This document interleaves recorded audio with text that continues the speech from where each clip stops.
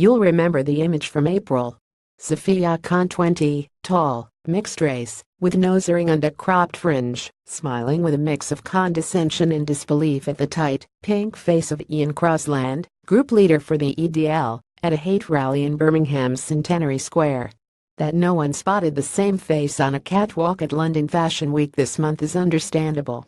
Khan wore a judge's wig and some strangely aging kabuki-style makeup. Plus, Turkish designer Dilara Findikoglu's Spring 2017 show was the activist's runway debut. But that looks set to change for Birmingham's striking symbol of resistance, who has recently signed to elite model agency in the hope that she might bring some of her determined activism to the fashion industry.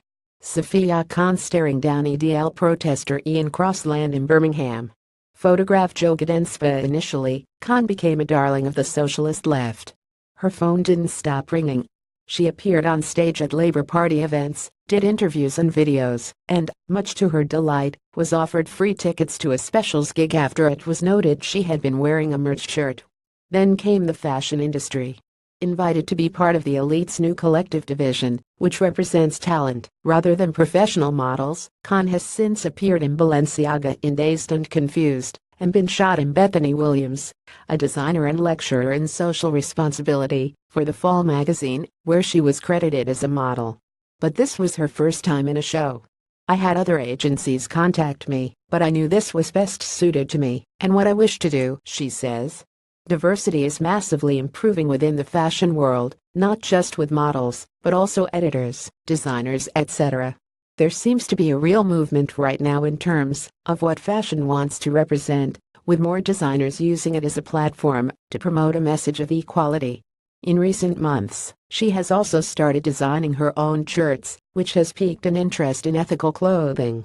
I see the art and fashion as two artistic processes which naturally overlap, she says. Findikoglu's show was an energetic mix of hardcore punk and layered tailoring with elements of the occult woven throughout. Khan, by then a fan, was approached by the designer's casting agent in the summer. Findikoglu had designed a dress, a pink folded column dress that trails on the ground, with Khan in mind. Khan was to be credited as Justice in the show notes, on the back of her work as an activist. Saffiyah Khan as Justice on the Dilara Findikoglu catwalk. Photograph PR. The majority of Findikoglu's press has focused on her setting a show that leaned towards occultish themes within a church. The show did not deserve the negative response some people have given it, says Khan. Dilara was never wishing to offend or distress people. She is a very talented designer with an incredible eye for detail. St. Andrew's Church say they hired out the venue in good faith, but have since apologized for doing so. Fittingly, Khan's presence has once again, this time inadvertently, antagonized the far right. Alex Jones, host of radio and YouTube show InfoWars, posted a video that denounced the designer's show as being fit for a Satanist orgy and part of a conspiracy of Satanists that Jones claimed are weak scum trying to play God and trying to run our lives. When events unfolded last spring, the 20-year-old activist admitted to being slightly surprised that the picture went viral. She had only wandered in to stick up for Cyril Zafer, then a stranger, who had been surrounded by a group of far-right protesters shouting abuse.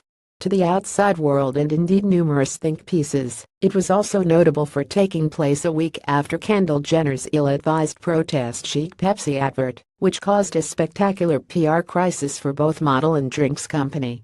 Jenner eventually bounced back, while Khan's career was just beginning. Incidentally, Jenner is also represented in some capacity by Elite. Since April, Khan has spoken about solidarity and activism at talks in London, and worked with Labour, doing meet and greets backstage at the party's conference in Brighton, and taking over Jeremy Corbyn's Instagram. She says they get on, but I don't want to pester him. He is a very busy man. She describes herself as a passionate activist, creative and photographer with a focus on saving public areas such as libraries, schools and health services. She has also dyed her hair a light rose gold. I get spotted every now and then, which I always see as a positive, she says, unfazed. It just motivates me to do more for my community.